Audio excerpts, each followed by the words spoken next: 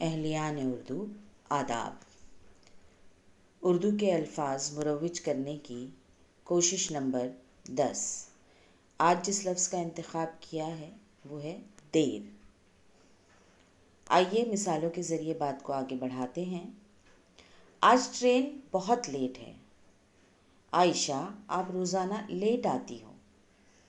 Let us انگریزی لفظ کی جگہ ہمیں دیر اس لفظ کا استعمال کرنا چاہیے۔ آج ٹرین دیر سے آئی۔ عائشہ، آپ روزانہ دیر سے آتی ہو۔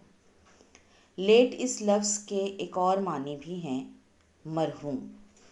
اس معنی کا بھی بچوں کو علم ہونا چاہیے اور ایسے جملوں کی بھی مشق ہونی چاہیے جس میں اس کے معنی مرحوم استعمال ہوں۔ امید ہے کہ ان چھوٹی چھوٹی کوششوں کے ساتھ ہم کامیابی کی طرف گامزن ہیں۔ آپ تمام کے تعاون کا شکریہ۔